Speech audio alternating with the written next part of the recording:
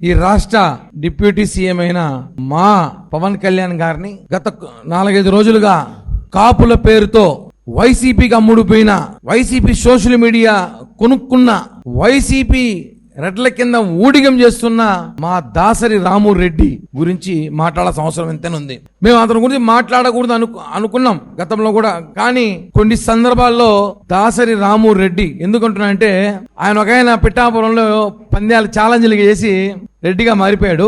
ఈయన ఆల్రెడీ రెడ్డిగా మారిపోయాడు అనుకుంటున్నా. అందుకే దాసరి రాము రెడ్డి అని చెప్తున్నా. పవన్ కళ్యాణ్ గారికి పేరు చెప్పుకొని మొన్న ఎన్నికల్లో ఆయన చేసిన ప్రచారం అంతా మనం చూసుంటాం. ఆయన ఏం చేశాడో మనంతా చూసుంటాం. ఆయన కాపు సంఘాల పేరుతో, బలిజ నాయకుల పేరుతో, కాపు తెలగ పేరుతో ఉద్యమాలు చేశాడని చెప్పుకున్నాడు. ఆయన అంటాడు, ఈరోజు జనసేన పార్టీలో నాదల్లా మనోహర్ గారు పదవిచ్చిన తర్వాత కాల్డ్ జేడి లక్ష్మీనారాయణ గారు కానివ్వండి, పార్థసారథి గారు కానివ్వండి, అలాగే మాదాసు గంగాధర్ గారు, తమిళనాడు రామ్మోహన్ రావు గారు కానివ్వండి, అలాగే చంద్రశేఖర్ గారు కానివ్వండి, వీళ్ళందరూ కూడా వెళ్ళిపోయారు. పవన్ కళ్యాణ్ గారు వదిలేన్నారు. ఎందుకు వెళ్ళిపోయారండి? పార్టీ ఓడిపోయిన గంటల వ్యవధిలో వెళ్ళిపోయారు.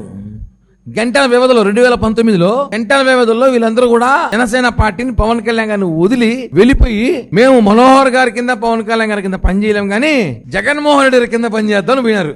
ఈ కాపులు వెళ్ళిపోయిన కాపులు ఆడ రెడ్ల కింద పనిచేసినారు, రెడ్ల గారుల కింద. ఒక ఆయన సొంతంగా పార్టీ పెట్టుకున్నాడు, ఒక ఆయన వైసీపీలో ఉన్నాడు. కొంతమంది వైసీపీ నుంచి మళ్ళీ బయటకు వచ్చారు.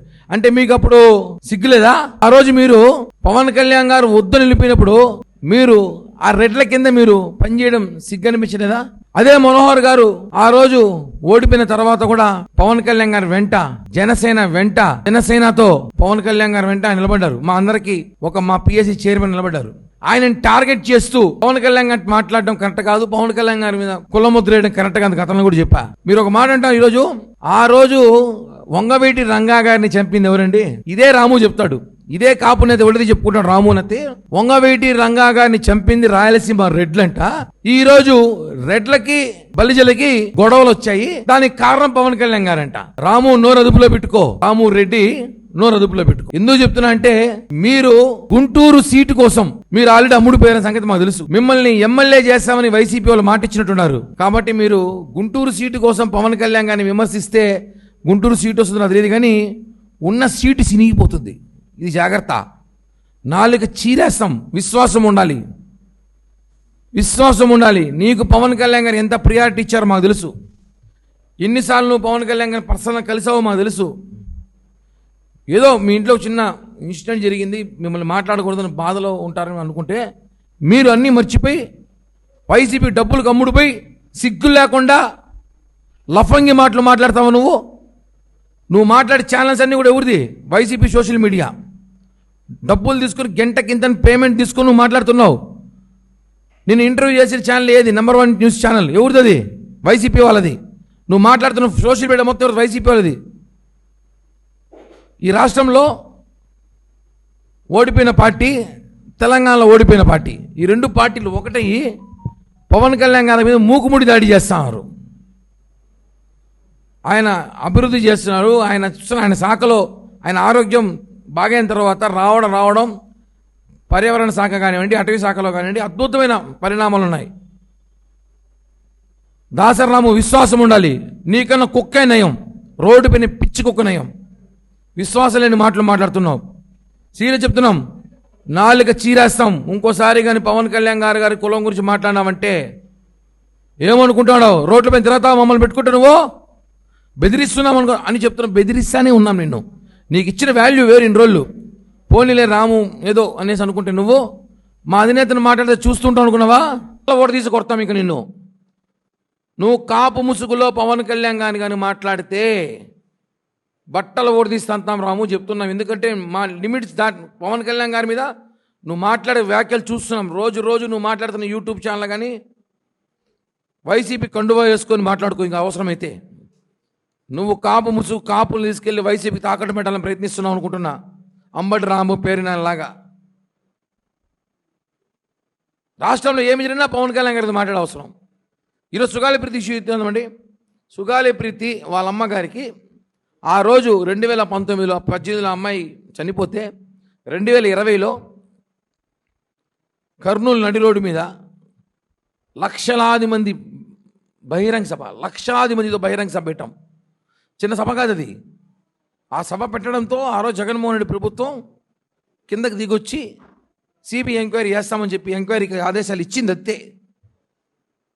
కర్నూలు సిటీ అవుట్స్కట్స్లో 5 ఎకరాల పొలం, ఎకరా ఈరోజు 2 కోట్లు, ఎకరా 2 కోట్లు, 5 ఎకరాల పొలం ఇచ్చింది. కర్నూలు మున్సిపల్ కార్పొరేషన్ పరిధిలో 15 సెంట్ల భూమి. ఈరోజు ఆ భూమి ఎంత రేటు? మీ ఆయనకి రెవెన్యూ జాబ్ అద్భుతం. ఇవన్నీ ఎవరి వల్ల వచ్చింది? పవన్ కళ్యాణ్ గారు ప్రశ్నించడం వల్ల వచ్చింది.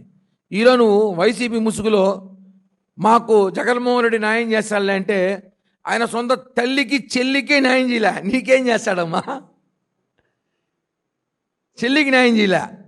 ఇంకో చెల్లి రోడ్ల వెంబడి తిరుగుతా ఉంది, మా నాన్న ఎవరు చంపారు తెలియదనేసి. తల్లి నా బిడ్డ ఏ పరిస్థితిలో ఉంటాడో, నా బిడ్డకి అన్యాయం చేయాలని చెప్పి సొంత తల్లి రాజశేఖర రెడ్డి గారి భార్య విజయమ్మ చెప్తాండి. ఆయనకి చేయని న్యాయము సుగాలి ప్రీతి తల్లికి చేస్తానని ఎలా అనుకుంటాం మనం? ఎంత ట్రాప్లో పడిపోతారు మీరందరూ, ఎంత భ్రమలో పడిపోతున్నారు. జగన్ మాయలో పడకండి అని చెప్తున్నాం. ఈ రాష్ట్రంలో పవన్ కళ్యాణ్ గారిని విమర్శించే పనిగా ఒక టీం రెడీ అయింది. వాళ్ళందరూ కూడా చెప్తున్నాం, పవన్ కళ్యాణ్ గారి నాయకుడికి పనిచేయడానికి చాలామంది నాయకులు, అన్ని కులాలు, అన్ని కుల సంఘాలు, కాపు, బలిజ, రెడ్డి, కమ్మ, బీసీ, దళితులు, ఎస్సీ, ఎస్టీ అందరూ కూడా ఆయనతో పాటు పనిచేయడానికి సిద్ధంగా ఉన్నారు. ఆయన ఒక కులాన్ని పరిమితి చేయడానికి చేస్తున్న డ్రామాల్లో, కుట్రలో భాగంగా ఏమని చెప్తున్నాం, మా పార్టీ నుంచి కొంతమంది వెళ్ళిపోయిన పేమెంట్ల ఆర్టిస్టులు కూడా చెప్తున్నాము, ఈ రోజుతో ఆపేయండి. ఇంకా పవన్ కళ్యాణ్ గారి గురించి మాట్లాడితే ఇంకా ప్రెస్ మీట్లు ఉండవు, దాడులే ఉంటాయి. సీరియస్ చెప్తున్నాం, ఇంకా దాడులే ఉంటాయి. రాముకే చెప్తున్నా, అండ్ బ్యాచ్కి చెప్తున్నా, ఇంకా పేర్లు చెప్పాల్సిన అవసరం నాకు లేదు. వాళ్ళకి అర్థమేంటింది రాముడి బ్యాచ్ అంటే ఎవరనేసి.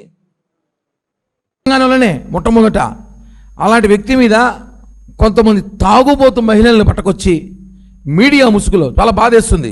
నిజమైన జర్నలిస్టులు మాట్లాడినా ఏదో మాట్లాడుతున్నారు అనుకుంటాం. నిజమైన జర్నలిస్ట్ ఏ జర్నలిస్ట్ అలాంటి పని చేయడు. జర్నలిజం చేసిన జర్నలిస్టు, బుద్ధి జ్ఞానం ఉండే జర్నలిస్ట్ అని చెప్పుకుని ఎవరైనా సరే చెప్పులు ఎత్తుకొని దాడులు చేయరన్నా. అది చరిత్రలో ఎక్కడ జరగదు. కేవలం డబ్బులు ఇచ్చి, మద్యం దాగిపిచ్చి ఒక మహిళను తీసుకొచ్చి, నిన్నటి దినం చాలా బాధాకరం. వాసన దెబ్బకి దెబ్బ అయితే ఉంటుంది, దెబ్బకి దెబ్బ రివెంజ్ తీసుకుంటాం. అది మా నాయకుడు ఏ రోజు కూడా తెలంగాణ వరదలు వచ్చినా, తెలంగాణ సమస్యలు వచ్చినా, కోట్లు కోట్లు నిండు ఫండ్స్ ఇచ్చిన వ్యక్తి. అలాంటి వ్యక్తి మీద మీరు మాట్లాడడం కరెక్ట్ కాదు. అది నిజమైన జర్నలిజం పేరుతో జర్నలిజానికే ఇది ఒక మాయని మచ్చ అని చెప్పి కూడా తెలియజేస్తున్నాం. ఇప్పుడే చెప్పా, ఇందాకే మీరు లేనట్టున్నారు. సుగాలి ప్రీతి గురించి చెప్పాను. సుగాలి ప్రీతికి